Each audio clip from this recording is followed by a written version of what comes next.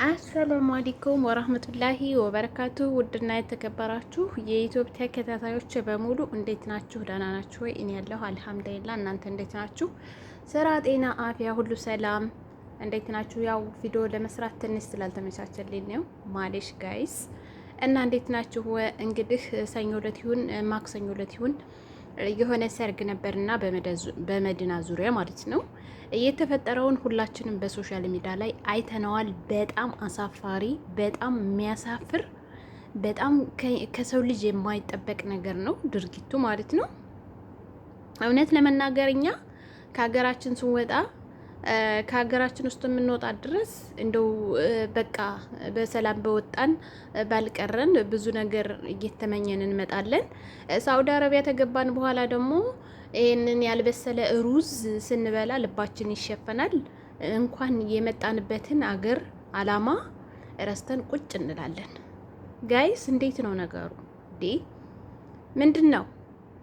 እዚህ ሀገር እኮ የመጣ ነው አረብ ሀገር የመጣ ነው ማለት ነው። አረብ ሀገር የመጣ ነው እኮ እኛ እንደሌላው የተሻለ ከኛ የተሻሉት እኮ በትምህርትም ሆነ በእውቀትም ያላቸው ወደ አሜሪካ፣ ወደ ካናዳ፣ ወደ ፈረንሳይ ይሄዳሉ። እኛ ደግሞ የመጨረሻዎቹ ስለሆን የመጨረሻዎቹ አረብ ሀገር ተሰደን እንኖራለን ማለት ነው። እንዴ ምን አስባችሁ ነው?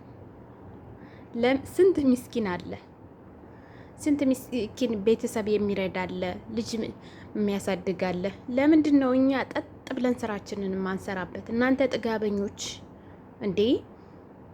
አበሻ በየትኛውም ሀገር ይሁን መጋደል፣ የዚህን ያክል ክፋት፣ የዚህን ያክል አብረው የበሉ ልጆች፣ የአንድ ሀገር ልጆች፣ አንድ አካባቢ ልጆች። እንዳውም እኔ ማን ነው ሚኪ ቤት ከሰማሁት የሆነች ልጅ ገብታ ስትናገር የሩቅ ዝምድና አላቸው፣ ይሄኛውም ሟችም ዘመዴ ነው ገዳይም ዘመዴ ነው ስትል ነበር ማለት ነው። በዚህ ልክ ክፋት ምን አመጣው? ሰውን መግደል ምን አመጣው እንዴ? ልጅቷ እኮ ደግሞ ብታዋት ማለት ነው፣ ልጅቷ ብታዋት 40 ቤት ትሆናለች። እድሜዋ ራሱ 40 ቤት ትሆናለች። የሚገርመው ነገር ትልቅ ሰው ናት። እውነት ለመናገር አይለፍላት፣ ሌላ ምንም አልልም እኔ። አይለፍላት እንዴ! በአሁኑ ሰዓት ሶሻል ሚዲያ ላይ እንደው ምንስ ቢሆን ምንስ እንደው ሁለቱንም ማውራቱ ቀርቶ አይደለም ቢጠፍሻት ራሱ ለምንድነው ሶሻል ሚዲያ ላይ ገብታ ዘና የማትለው? ቲክቶክ አለ ምን አለ በቃ። እና በጣም ነው የሚያሳዝነው።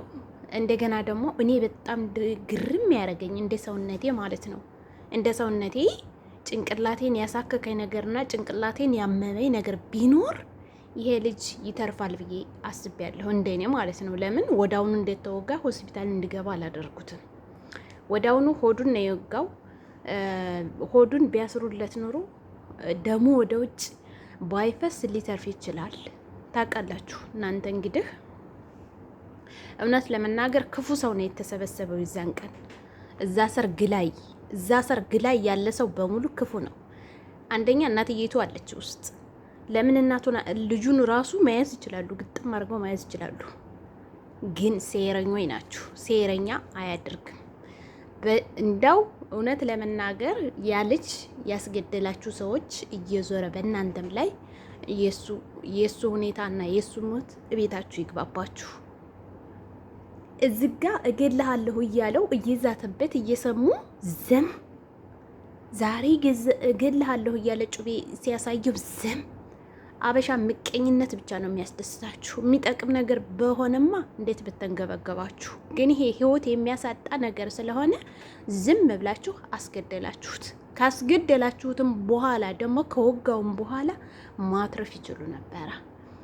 እሱ ደግሞ ያላህ ውሳኔ ከሆነ ያላህ ቅድር ከሆነ ይሄ ልጅ በቃ መጥፊያው ከሆነ ራሱ ለምን ልጁን አልያዙትም?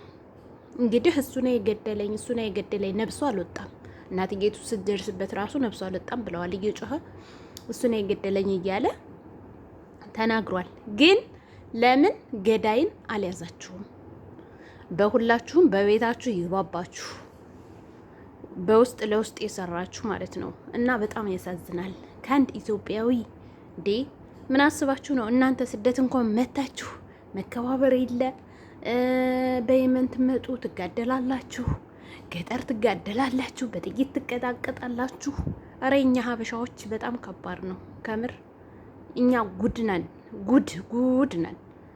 እንደገና ሲቀጥል እኔ በጣም ነው የማዝነው አንድ ሰው የመጣበትን አላማ ትቶ ሰው ለመግደል። ነገሩ ልጁ ድርጌ ነው።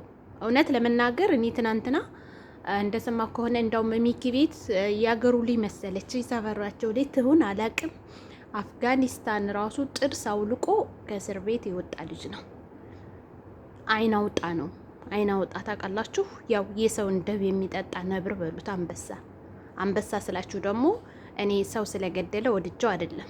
ያው አንድ አንበሳ ጨካኝ ነው። ገባችሁ? እና ባይተራረዱ ደስ ይላል። እንደገና ደግሞ እንግዲህ ምንም ማለት አይቻልም። የሞተውም አላህ ጀነተል ፊርዶስ የወፍቀው አላህ ይራህመው። በጣም ያሳዝናል። በጣም ልብ ይሰብራል። ሞት ማለት በጣም ከባድ ነው ለሚያውቀው ማለት ነው። በስደት እንዳውም በስደት ያሳደገችው ልጇ በአረመኔ እንደዚህ ስትነጠቅ እናት እንዴት ነው ይሆን? እኔ በጣም ነው ያዘንኩት። ለምን እንግዲህ እናትዬቱም እኮ አስጠርጥሯት ነው የሄደችው። ሰርግ አትሄድም ሲሉት እንዴት ጓደኛዬ እያገባ ቀራለሁ ብሎ እምቢ ሲላቸው ነው የሄደችው። እናትዬቱ ተከትለው ሄደችው ማለት ነው። ግን አላህ ብሎ ደግሞ ነፍሱን አላተረፈችለትም። የሆኑ ሰይጣን ነገሮች አሉ በመካከል ማለት ነው። እዚህ ሀገር ላይ ታውቃላችሁ፣ ሰው ሲቀመጥ ሰርግ ቦታ ላይ ወንድና ሴት አይቀላቀልም። እና ያው ልጄ እየተጫወተ ነው ባለችበት ሁኔታ ላይ የልጇ ሬሳ ዘፍ ብሎ ማየት በጣም ከባድ ነው። በጣም ከባድ ነው። ከእንደዚህ አይነት ነገር ፈጣሪ ይጠብቀን። የኛ የሀበሾች ክፋት በጣም ቢወራ አያልቅም። ቢወራ አያልቅም። እንዴ ለሴት ለዛውም ቃል ለሴት ልጅ ኒካ ለሌላቸው እንዴ ምን ችግር አለው ቢተዋት? እውነት ለመናገር ልጅቱ ራሱ በጣም የሆነች ባለዬ ናት። እኔ ቤቷ እሷ ቤት ራሱ ገብቼ ሳየው ማለት ነው እንዳለ ካፌ ለካፌ ነው የምትሄደው ልጅቱ ማለት ነው። ፖስት የምታደርገው ምናምን ነገር ወጣ ያለ ነገር ነው። እንደኛ መዳም ቤት ሀማም የምታጥብ መጥበህ የምታጸዳ ምናምን አይደለችም። ከዛም በቃ ከሀበሻውም ከሌላም ሀገር ዜጎች እባካችሁ እንደው እነዚህ እንደው በእድሜያቸው ገፋ ያሉ ሴቶች እዚህ ሀገር ላይ ኦቨር ነው ስሜታቸው። ስሜታቸውን መቆጣጠር አይችሉም። እንግዲህ ትልቅ ሴትዮ አግብታ የፈታች በዛ ላይ የነዚህ የልጆች የ10 ምናምን አመት አስባችሁታል? ልጇ እኮ ነው የሚሆነው። እና ባልሆነ ነገር ባልሆነ መንገድ ሂደው ህይወት መጥፋት ማለት በጣም ከባድ ነው። እንዴ ለትዳር እኮ አትበቃም፣ ለትዳር አትበቃም። ግን እዚህ ሳውዲ አረቢያም ሆነ ዱባይም ሆነ እነዚህ የአረብ ሀገራቶች ማለት ነው የአረብ ሀገራቶች እነዚህ በእድሜያቸው ገፋ ያሉ ሰዎች በጣም ከባድ ናቸው። እኔ ብዙ ቦታ ላይ ስላጋጠመኝ ነው። በዚህ በልጅ ብቻ አይደለም እንደዚህ በዚህ በልጁ ብቻ ሳይሆን በቃ እድሜያቸው ሄድ ያሉ ሰዎች ትንንሽ ህፃን ልጆች ላይ ጋ ነው ተኮር የሚያደርጉት አይናቸውን የሚያፈጡት ማለት ነው። እውነት ለመናገር በጣም ከባድ ነው። እኔ በጣም ነው የተናደርኩት። አንደኛ እንዴት ሀበሻ ለሀበሻ እንደዚህ ይሆናል? ሁልጊዜ ሀበሻ ጨካኝ ነው፣ ሁልጊዜ ሀበሻ ገዳይ ነው፣ ሁልጊዜ እንደ ማንኛውም ሰው እኮ አያከብረንም። አሁን ራሱ ይህንን እንግዲህ የሰሞኑን አጀንዳ በሶሻል ሚዲያ ላይ ተለቋል፣ አይታችኋል። በአረበኛ ራሱ ጋዜጠኛ ተላልፏል አይደለ? የሀገራችሁ ሰው እንደዚህ እየተጋደለ እየተባለ እስከኛው ምንም ዋጋ የለንም። በቃ ስሬስ ስንት የድሃ ልጅ ስራውን በሚሰራበት ሰዓት እንደ አይነት ጉድ አይቻላቅም። እና በጣም ከባድ ነው። ቪዲዮውን ከወደዳችሁት ላይክ ሼር አድርጉ ቤተሰብ።